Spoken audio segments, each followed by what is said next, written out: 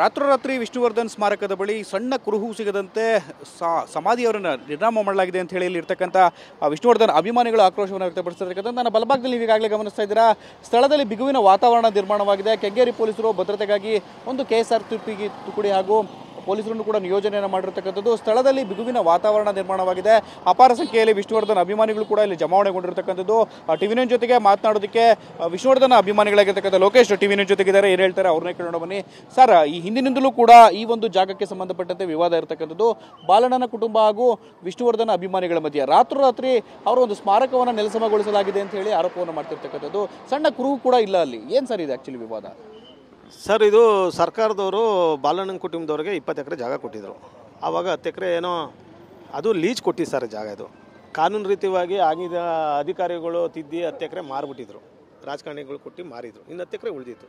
ಆವಾಗ ಅವ್ರ ಕುಟುಂಬದವರೇ ಬಾಲಣ್ಣನ ಮಗಳು ಅವರು ಕೇಸ್ ಹಾಕಿದ್ರು. ಯಾರಿಗೆ? ಈ ಗಣೇಶ್ ಅನ್ನೋರು ಒಬ್ಬರು ಬದುಕಿದ್ರು, ಶ್ರೀನಿವಾಸನವ್ರ ಮೇಲೆ ಕೇಸ್ ಹಾಕಿದ್ರು. ನಮಗೂ ಭಾಗ ಕೊಡಿ ಅಂತ. ಅದು ಪಿತ್ರಾಜಿತ ಆಸ್ತಿ ಬರಲ್ಲ, ಇದು ಸರ್ಕಾರದಲ್ಲಿ ಕೊಟ್ಟಿರೋದು ಅಂತ ಅವ್ರು ತೋರಿಸ್ಕೊಂಡಿದ್ರು. ನಾವು ಅದಕ್ಕೂ ಕಾನೂನುಬದ್ಧವಾಗಿ ಏನು ಬೇಕೋ ಅವರೇ ಗೌರ್ಮೆಂಟ್ ಅವರು ಆದಮೇಲೆ ಈ ಸರ್ಕಾರಿ ಜಾಗ ಅಂದ್ಬಿಟ್ಟು ವಿಷ್ಣುವರ್ಧನ್ಗೆ ಇಲ್ಲೇ ಪ್ರೀತಿ ಹುಟ್ಟಿದ್ದು. ಭಾರತೀಯ ಅಮ್ಮವ್ರಿಗೂ ವಿಷ್ಣುವರ್ಧನ್ಗೆ ಅಂದ್ಬಿಟ್ಟು ಬಾಲಕೃಷ್ಣ ಅವರೇ ಒಂದು ಅವಾಗ ಪ್ರೀತಿ ಹುಟ್ಟಿದಾಗ ಅವರೇ ಮದುವೆ ಮಾಡಿಸ್ರು ಅಂದ್ಬಿಟ್ಟು ಭಾವನಾತ್ಮಕ ಸಂಬಂಧ ಇಟ್ಕೊಂಡು ಅಂಬರೀಷ್ ಅಣ್ಣವ್ರು ಬಂದು ತೀರೋದಂಥ ಕಾಲಕ್ಕೆ ಇಲ್ಲಿ ಅಭಿಮಾನ್ ಸ್ಟುಡಿಯೋದಲ್ಲಿ ಜಾಗ ಇದೆ, ಸರ್ಕಾರ ಕೊಟ್ಟಿರೋ ಜಾಗ, ಅಲ್ಲೇ 2 ಎಕರೆ ಕೊಟ್ಬಿಡೋಣ ಅಂತೇಳಿ ಸರ್ಕಾರದವರೇ ಬಂದು ಮಣ್ಣು ಮಾಡಿದ್ರು. ಮಣ್ಣು ಮಾಡಿದ್ಮೇಲೆ ಏನಾಯಿತು ಸರ್, ನಾವೂ ಅಭಿಮಾನಿಗಳು ಏನೋ ತೀರೋದ್ರು ಅಪ್ಪಾಜಿಯವರು ಅಂದ್ಕೊಂಡು ಅಭಿಮಾನದಿಂದ ಬಂದು ಕೈ ಮುಗಿಯೋಕ್ಕೆ ಒಂದು ಸ್ಥಳ ಇದೆ ಅಂತ ಬಂದು ಮಾಡ್ಕೊಂಡು ಹೋಯ್ತಿದ್ದೆ ಸರ್. ಅವರು ಒಂದು 2 ವರ್ಷ ಆದಮೇಲೆ ಕುಟುಂಬದವರು ಅಸಮಾಧಾನ ಆಯಿತು. ಅವ್ರು ಕೇಳಿದಷ್ಟು ಜಾಗ ಕೊಡಲಿಲ್ಲ. ಯಾರೋ ಬಾಲಣ್ಣನ ಮೊಮ್ಮಕ್ಕ ಸಮಸ್ಯೆ ಶುರು ಮಾಡ್ದೆ. ಏನಂತ ನಾವು ಸ್ಟುಡಿಯೋ ಮಾಡಿದಾಗ ಡೆವಲಪ್ಮೆಂಟ್ ಮಾಡಬೇಕು, ಇಲ್ಲಿ ಬರೋಂಥ ಅಭಿಮಾನಿಗಳು ನಮಗೆ ತುಂಬ ತೊಂದರೆ ಆಯ್ತದೆ, ಅದಿದು ನಾನಾ ಕಾರಣಗಳು ಹೇಳಿದ್ರು.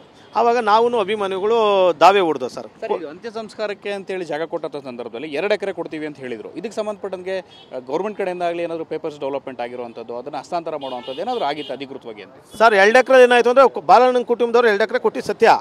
ಅದು ಕೋರ್ಟಲ್ಲಿ ಇದು ಆಗಿನ CM ಯಾರಾಗಿದ್ರೋ ಆ CM ಅಧ್ಯಕ್ಷರಾಗಿರ್ತಾರೆ. ಈಗ ಯಾರಾಗಿರ್ತಾರೋ ಸರ್ಕಾರಿ ಜಾಗಕ್ಕೆ ಅವರೇ ಅಧ್ಯಕ್ಷರಾಗಿರ್ತಾರೆ. ಆವಾಗ ಗೆಜೆಟ್ ನೋಟಿಫಿಕೇಶನ್ ಎಲ್ಲ ಆಯಿತು. ಆದಮೇಲೆ ಅವ್ರ ಮನೆಯವ್ರು ಒಪ್ಪಲಿಲ್ಲ ಅಂದ್ಬಿಟ್ಟು ಮೈಸೂರಿಗೆ ಕೊಟ್ಟರು. ಏನಂತ ಗೆಜೆಟ್ ನೋಟಿಫಿಕೇಶನ್ ಆಗಿದೆ? 2 ಎಕರೆ ಇದು ವಿಷ್ಣುವರ್ಧನ ಸ್ಮಾರಕಕ್ಕೆ ಮೀಸಲಿಡಬೇಕು ಅಂತ. ಆವಾಗ BBMP ಇಂದ ಪ್ರತಿ 1 ವರ್ಷವೂ ಕಾರ್ಯಕ್ರಮ ಅವರೇ ಮಾಡ್ತಿದ್ರು, ಸರ್ಕಾರನೇ ಆಯೋಜನೆ ಮಾಡ್ತಿತ್ತು. ಆಮೇಲೆ ಅದಾದ ನಂತರದಲ್ಲಿ DC ಅವ್ರಿಗೆ ಹಸ್ತಾಂತರ ಮಾಡಿದ್ರು. DC ಅವ್ರ ಕಡೆಯಿಂದ ಪರ್ಮಿಷನ್ ತಗೊಂಡು ನಾವು ಕಾರ್ಯಕ್ರಮ ಮಾಡ್ತಾಯಿದ್ದೋ. ಹಂಗಿನ DC ಆಗಿದಂಥ ಶಂಕರ್ ಅವರ ಸಮ್ಮುಖದಲ್ಲಿ ನಾವು 2 ಎಕರೆ ಕೊಡೋಕ್ಕಾಗಲ್ಲ, ಅವ್ರು ಮೈಸೂರಿಗೆ ಕೇಳಿದ್ದಾರೆ, 10 ಗುಂಟೆ ಕೊಡ್ತೀವಿ ಅಂದ್ಬಿಟ್ಟು ಅವ್ರು ಬರ್ಕೊಟ್ಟಿದ್ದಾರೆ. ಕಾನೂನು ರೀತಿಲಿ ಬರ್ಕೊಟ್ಟಿದ್ದಾರೆ, ಸ್ಕೆಚ್ ಆಗಿದೆ, ಎಲ್ಲ ಫೋಟೋ ಇದೆ. ಇವತ್ತೇನು ಹೇಳ್ತಾರೆ ಸರ್, ಅವತ್ತು ನಾವು ಬರ್ಕೊಟ್ಟಿದ್ದು ನಾವು ರಿಜಿಸ್ಟ್ರ್ ಮಾಡಿಕೊಟ್ಟಿಲ್ಲ ಅಂದ್ಬಿಟ್ಟು ಕೋರ್ಟ್ ಮುಂದೆ ಈ ವಿಷಯ ತರಲೇ ಇಲ್ಲ. ಆ ಪೇಪರ್ ನೋಡಿ DC ಅವರು ಇಲ್ಲಿವರೆಗೂ ಕಾರ್ಯಕ್ರಮಕ್ಕೆ ನಮಗೆ ಅನುಮತಿ ಕೊಡ್ತಾಯಿದ್ರು. ಇವತ್ತು ಏಕಾಏಕಿ ಸರ್, ಇದು ಸರ್ಕಾರಿ ಜಾಗ ಅಂದ್ಬಿಟ್ಟು ನಾವು ಸರ್ಕಾರಿ ಜಾಗ ಅಲ್ಲ, ಇದು ಕಮರ್ಷಿಯಲ್ ಜಾಗಕ್ಕೋಸ್ಕರ ಇವರು ಕೋಟ್ಯಾಂತರ ರೂಪಾಯಿ ಮಾರ್ಕೊಳ್ಳೋಕ್ಕೋಸ್ಕರ ಸರ್, ಇಂಥ ಮಹಾನ್ ವ್ಯಕ್ತಿಗೆ ಸರ್ ಈ ಥರ ಅವಮಾನ ಮಾಡಿ ಒಂದು ನೆಲಸಮ ಮಾಡ್ತಾರೆ ಸರ್. ಅಂದರೆ ಇನ್ನು ಯಾರು ಬಿಟ್ಟವ್ರು ಸರ್ ಈ ದೇಶದಲ್ಲಿ? ಇನ್ನು ಯಾಕೆ ಕಾನೂನು ಸುವ್ಯವಸ್ಥೆ ಇದೆ ಹೇಳಿ ಸರ್? ಯಾರು ಬದುಕಾಯ್ತದೆ ಹೇಳಿ? ಕೋರ್ಟಿಂದ ಆದೇಶ ಇದೆ, ಕೋರ್ಟ್ ಆದೇಶ ನಾವು ಪಾಲನೆ ಮಾಡ್ತಿದ್ದೀವಿ ಅಂತ ಸರ್. ಕೋರ್ಟ್ ಆದೇಶ ಈಗ ಅವ್ರು ಏನು ಹೇಳ್ತಾರೆ ಅಂದರೆ, ಕಾನೂನು ರೀತಿಯಲ್ಲಿ ನಾವು ಇಲ್ಲಿ ಅಭಿಮಾನಿಗಳಿಗೆ ಕೋರ್ಟಲ್ಲಿ ಕೇಳಲಿಲ್ಲ. ಏನಂತ? ನಿಮ್ಗೆ ರೈಟ್ಸ್ ಇಲ್ಲ ಅಭಿಮಾನಿಗಳಿಗೆ ಅಂತ ಹೇಳ್ರು. ಕುಟುಂಬದವ್ರು ಕೇಳಿದ್ರೆ ನಿಮ್ಗೆ ಅಲ್ಲಿ ಜಾಗ ಕೊಟ್ಟಿದ್ರು ಅಂದ್ರೆ ಕುಟುಂಬದವ್ರು ಬರಲಿಲ್ಲ. ಅವ್ರ ಕಡೆ ಸರ್ಕಾರದ PP ಕುಟುಂಬಕ್ಕೂ ಕಾಳಜಿ ಇಲ್ಲ ಅಂತನ. ಯಾಕೆ ಕುಟುಂಬದವ್ರು ಯಾಕೆ ಬರಲಿಲ್ಲ ಅಂತ ಕೋರ್ಟ್ಗೆ? ಸರ್, ಯಾಕೆಂದರೆ ಅವ್ರು ಹೇಳಿದಷ್ಟು ಜಾಗ ಇಲ್ಲಿ ಕೊಡಲಿಲ್ಲ ಅಂತ.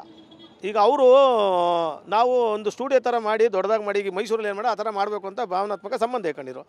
ಅವಾಗ ಸರ್ಕಾರದವ್ರು ಆ ಟೈಮಲ್ಲಿ ಸ್ಪಂದಿಸಲಿಲ್ಲ. ಅವ್ರಿಗೆ ಅವಮಾನ ಆದಂಗೆ ಆಯಿತು. 2 ಸಲ ಪೂಜೆ ಮಾಡಿಬಿಟ್ಟು ಮರ್ಯಾದೆ ಕಳೆದ್ರು ಸರ್ಕಾರದವರೇ. ಅವಾಗ ಏನು ಮಾಡಿದ್ರು, ನನಗಿಲ್ಲ ಆಯ್ತಾ ಇಲ್ಲ ಅಂತ ಏನು ಮಾಡಿದ್ರು, ವಿಷ್ಣು ಸಾರದ್ರು ಮೈಸೂರು ಆಗಿರೋದ್ರಿಂದ ನಮ್ಮ ಮೈಸೂರಲ್ಲೇ ಬೇಕು ಜಾಗ ಅಂತ ಇದು ಮಾಡಿರೋದು. ಇವತ್ತು ತುಂಬ ನೋವಾಗ್ಬಿಟ್ಟಿದೆ ಸರ್. ನೋವಿನ ಸಂಗತಿ ಸರ್, ಹೇಳ್ಕಣಷ್ಟು ಮನಸ್ಸಿಂದ ಬರ್ತಾಯಿಲ್ಲ ಸರ್ ಮಾತು. ಇವತ್ತು ಕಾನೂನು ರೀತಿ ಸರ್ ನಾವು ಕೇಳ್ತಾ ಇರೋದು, ಎಂಥವ್ರೋ ಸರ್ಕಾರಿ ಜಾಗ ಹೊಡ್ಕೊಂಡು ಕೋಟ್ಯಾಂತರ ರೂಪಾಯಿ ಮಾಡ್ಕೊತಾರೆ ಸರ್. ಇಂಥ ಮಹಾನ್ ವ್ಯಕ್ತಿಗೆ ಇಡೀ ಇಂಡಿಯಾದಲ್ಲೇ ಫಸ್ಟ್ ಟೈಮ್ ಸರ್ ಈ ಥರ ಆಗಿರೋದು. ಯಾರಿಗೂ ಆಗಬಾರ್ದು ಸರ್ ಈ ಥರ. ಈಗಾಗಲೇ ಅವರ ಒಂದು ಸ್ಮಾರಕವನ್ನು ನೆಲಸಮಗೊಳಿಸಲಾಗಿದೆ. ಇದಕ್ಕೆ ಸಂಬಂಧಪಟ್ಟಂತೆ ಅಭಿಮಾನಿಗಳೆಲ್ಲರೂ ಕೂಡ ಏನು ನಿರ್ಧಾರ, ಮುಂದಿನ ಹೋರಾಟ ಏನಾಗಿರುತ್ತೆ ಸರ್? ಮುಂದಿನ ನಿರ್ಧಾರ ಸರ್ ಕಾನೂನು ರೀತಿನ ಓಡಾಡ್ತೀವಿ. ಅಭಿಮಾನಿಗಳೆಲ್ಲ ಈಗ ಸೇರ್ತಾರೆ ಸರ್. ಹಬ್ಬ ಇರೋದ್ರಿಂದ ಇದು ಗೊತ್ತಿಲ್ಲ. ಈ ಗಾಂಡುಗಳ ಥರ ನೈಟೆಲ್ಲ ಎದುರ್ಕೊಂಡು ಸರ್ ನೈಟೆಲ್ಲ ಮಾಡಿದ್ದಾರೆ. ಅವ್ರು ಹೇಳೋದು ಕೋರ್ಟಿಂದ ನಾವು ಆರ್ಡರ್ ತಂದಿದ್ದೀವಿ, DC ಕಡೆಯಿಂದ ಸ್ಟೇಷನ್ಗೆ ಇಂಟಿಮೇಟ್ ಕೊಟ್ಟಿದ್ದೀವಿ, ಸ್ಟೇಷನ್ ಅವರು ನಮಗೆ ಪ್ರೊಡಕ್ಷನ್ ಕೊಟ್ಟವ್ರೆ ಅಂತ ಹೇಳ್ತಾ ಇರೋದು. ನೋಡಿ, ಅವರು ಬರೋದು ಕ್ಯಾಮ್ರಾ ಹಿಡ್ಕೊಳ್ಳೋದು ಹೋಗೋದು. ಇಲ್ಲಿ ಆಗಿರೋ ನೋವಿಗೆ ಯಾರು ಸರ್ ಪರಿಹಾರ ಕೊಡೋದು? ನಾವು ಇಲ್ಲಿಂದ ಮೈಸೂರಿಗೆ ಹೋಗ್ಬೇಕಾ ಸರ್ ಕೈ ಮುಗಿಯೋಕ್ಕೆ? ಪೊಲೀಸರು ಏನಾದ್ರು ಸಂಪರ್ಕ ಮಾಡಿದ್ರೆ ಯಾವ ರೀತಿಯಾಗಿದೆ? ಪೊಲೀಸ್ ಸಂಪರ್ಕ ಮಾಡೋಕ್ಕೆ ಇಲ್ಲಿ ಸಾಹೇಬರು ಯಾರೂ ಇಲ್ಲ. ಒಂದು 150 ಜನ ಪೊಲೀಸರು ಹಾಕಿದ್ದಾರೆ. ನಾವು ಯಾರನ್ನ ಹೋಗಿ ಮೀಟ್ ಮಾಡೋದು ಸರ್? ಅಲ್ಲಿ ಆ ಮುಂದೆ ಸ್ಮಾರಕ ಹೊಡೆದಿರೋ ನೋಡೋಕ್ಕೂ ಬಿಡ್ತಾಯಿಲ್ಲ ಸರ್ ಅವ್ರು ನಮ್ಮನ್ನ. ಆ ಥರ ದೌರ್ಜನ್ಯ ಮಾಡ್ತಾರೆ ಸರ್. ನಿಮ್ಮ ಹೋರಾಟದ ರೂಪುರೇಷೆಗಳು ಯಾವ ರೀತಿಯಾಗಿರುತ್ತೆ? ಅದೇ ಕಾನೂನು ರೀತಿ ಹೋರಾಟ ಇರ್ತದೆ. ಇಲ್ಲಿಂದ ಸ್ಥಳೀಯ ಶಾಸಕರು ಹೇಳಿದ್ದಾರೆ, ಸೋಮಶೇಖರ್ ಸಾಹೇಬರು, ನಾನು ಬಂದು ನೋಡ್ತೀನಿ, ಇದ್ರ ಬಗ್ಗೆ ಮಾತಾಡ್ತೀನಿ ಅಂತ ಅವ್ರ ಕುಟುಂಬದಲ್ಲಿ ಕೂತ್ಕೊಂಡು. ಈಗ ಬಂದಿರೋ ಮಾಹಿತಿ ಪ್ರಕಾರ ಅವರು ಖಾಸಗೀಕರಣಕ್ಕೆ ಯಾರಿಗೋ ಒಂದು ದೊಡ್ಡ ಬಿಲ್ಡರ್ಗೆ ಜಾಗ ಮಾರಿದ್ದಾರೆ ಮಾಲ್ಗೆ ಅನ್ನೋ ಮಾಹಿತಿ ಬಂದಿದೆ ಸರ್. ಅವ್ರು ಕೊಟ್ಟಿರೋ ಸ್ಟುಡಿಯೋ ಡೆವಲಪ್ಮೆಂಟ್ ಮಾಡಿ ಅಂತ ಕೊಟ್ಟಿರೋದು, ಅದು ಮಾರೋಂಥ ರೈಟ್ಸ್ ಇಲ್ಲ. ಅವರೇ ಅದು ಕಾನೂನು ಬಾಹಿರವಾಗೆಲ್ಲ ಉಲ್ಲಂಘನೆ ಮಾಡಿ ಹೇಳೋರು ಕೇಳೋರು ಯಾರಿಲ್ಲ ಸರ್. ಈಗ ಸರ್, ನೀವು ಕೊನೆಗೆ 10 ಗಂಟೆ ಜಾಗ ಕೇಳಿದಂಥ ಸಂದರ್ಭದಲ್ಲೂ ಕೂಡ ಸ್ಮಾರಕಕ್ಕೆ ಕೊಡೋದಿಲ್ಲ ಅಂತೇಳಿ ಅವ್ರ ಕುಟುಂಬ ಕಡಾಖಂಡಿತವಾಗಿ ಹೇಳಿತ್ತ ಬಾಲಣ್ಣನ ಸರ್. ಅವ್ರು ಹೇಳ್ತಾವ್ರು ಈಗ ನನ್ನ ಹೆಸರಿಗೆ ಶ್ರೀನಿವಾಸನ ಹೆಸರಿಗೆ ಸ್ಟೇ ಕಾಪಿ ತಂದು ಇದ್ದಾರೆ, ಒಳಗಡೆ ಎಂಟ್ರಿ ಆಗಬಾರ್ದು ಅಂತ. ಬಾಲಣ್ಣನ ಕುಟುಂಬ ಕೇಸ್ ನಡಿಬೇಕಾದ್ರೆ ಕಾರ್ತಿಕ್ ಅನ್ನೋನು ಮನುಷ್ಯ ಗಣೇಶನ ಸ್ವಂತ ಚಿಕ್ಕಪ್ಪ, ಅವ್ರ ತಂದೆ ಕೊಟ್ಟಿದ್ದ ಪಾಲ್ ಮಾರ್ಕೊಂಬಿಟ್ಟ ಯಾರು ಕಾರ್ತಿಕ್ಕು. ಈಗ ಪ್ರಾಬ್ಲಮ್ ಆಗಿದೆ ಏನಂತ ಸ್ಟೇ ತಂದಿದ್ದಾನೆ ಅವ್ನು ನಮ್ಮ ಮೇಲೆ, ಒಳಗಡೆಗೆ ಹೋಗಬಾರ್ದು ಅಂತ. ಅವಾಗ ಏನು ಮಾಡಿದ್ರು, ಪಬ್ಲಿಕ್ ಯಾರೆಲ್ಲ ನಿಲ್ಲಿಸ್ಬಿಟ್ರು. ನಾವು ಬರಲಿಲ್ಲ. ನಾವು ಇಲ್ಲಿ ಬಂದಂಥ ಕಾರ್ಯಕ್ರಮ ಮಾಡಿದಾಗ, ಕಟೋತ್ಸವ ಮಾಡಿದಾಗ ಲಕ್ಷಾಂತರ ಜನ ಸೇರಿದ್ರು. ಹೋಯ್ತಾ ಇನ್ನು ಅಭಿಮಾನಿಗಳು ಜಾಸ್ತಿ ಆಯ್ತವ್ರೆ. ಇವರು ನಾವು ವೈಯಕ್ತಿಕ ಹಾಕಿ ಮಾಡ್ತಾರೆ ಸರ್, ನಾವೇ ಚಂದ ಎತ್ತು ಮಾಡ್ತಾ ಇರಲಿಲ್ಲ. ನಮ್ಮ ಶಕ್ತಿ ಏನೋ ಅವ್ರ ಮೇಲೆ ಇದ್ದಂಥ ಪ್ರೀತಿ ಅಪ್ಪಾಜಿ ಮೇಲೆ ಮಾಡ್ತಾಯಿದ್ದೋ. ಇವತ್ತಿನ ದಿನ ಸರ್ ಅದೆಲ್ಲ ಕುಗ್ಗಿಸ್ಬಿಟ್ಟು, ಇವತ್ತು ಹಬ್ಬ ಇರೋಂಥ ಟೈಮಲ್ಲಿ, ನಾಳೆ ರಜೆ ಇರೋಂಥ ಟೈಮಲ್ಲಿ ಇವ್ರು ಕಾನೂನು ರೀತಿ ಯಾವುದು ಓಡಾಡಬಾರ್ದು ಅಂತ ಈ ಥರ ಮಾಡಿದೆ ಸರ್. ಇದಿಷ್ಟು ಕೂಡ ವಿಷ್ಣುವರ್ಧನ್ ಅಭಿಮಾನಿಯಾಗಿರ್ತಕ್ಕಂಥ ಲೋಕೇಶ್ ಹೇಳ್ತಿರ್ತಕ್ಕಂಥ ಮತ್ತು ಈಗಾಗಲೇ ನೀವು ಗಮನಿಸಬಹುದಾಗಿದೆ, ವಿಷ್ಣುವರ್ಧನ್ ಅಭಿಮಾನಿಗಳು ತಮ್ಮ ಆಕ್ರೋಶವನ್ನು ವ್ಯಕ್ತಪಡಿಸ್ತಿರ್ತಿರೋದು. ಸ್ಥಳದಲ್ಲಿ ಕೆಂಗೇರಿ ಪೊಲೀಸರು ಮೊಕ್ಕಾಮ ಹೂಡಿರ್ತಕ್ಕಂಥದ್ದು 150ಕ್ಕೂ ಹೆಚ್ಚು ಪೊಲೀಸ್ ಸಿಬ್ಬಂದಿಯನ್ನು ಈಗಾಗಲೇ ಭದ್ರತೆಗಾಗಿ ನಿಯೋಜನೆ ಮಾಡಲಾಗಿದೆ. ಆದಾಗ್ಯೂ ಕೂಡ ವಿಷ್ಣುವರ್ಧನ್ ಅಭಿಮಾನಿಗಳೆಲ್ಲರೂ ಕೂಡ ಆಕ್ರೋಶವನ್ನು ವ್ಯಕ್ತಪಡಿಸ್ತಿರ್ತಕ್ಕಂಥದ್ದು. ಸ್ಥಳದಲ್ಲಿ ಬಿಗುವಿನ ವಾತಾವರಣ ಕೂಡ ನಿರ್ಮಾಣ ಆಗಿರ್ತಕ್ಕಂಥದ್ದು. ಯಾವುದೇ ರೀತಿ ಅಹಿತಕರ ಘಟನೆ ನಡೆದಂತೆ ಪೊಲೀಸ್ ಬಂದೋಬಸ್ತನ್ನು ಗೊಳಿಸಲಾಗಿದೆ. ಆದಾಗ್ಯೂ ಕೂಡ ಬಾಲಣ್ಣನ ಕುಟುಂಬ ಹಾಗೂ ವಿಷ್ಣುವರ್ಧನ ಅಭಿಮಾನಿಗಳ ಬಗ್ಗೆ ಈ ಒಂದು ವಿವಾದಕ್ಕೆ ಸಂಬಂಧಪಟ್ಟ ಜಾಗದ ವಿವಾದಕ್ಕೆ ಸಂಬಂಧಪಟ್ಟಂತೆ ಗಲಾಟೆ ನಡೆತಿರ್ತಕ್ಕಂಥದ್ದು. ಕ್ಯಾಮರಾಮನ್ ರಘು ಜೊತೆ ಶಿವಪ್ರಸಾದ್, TV9 ಬೆಂಗಳೂರು.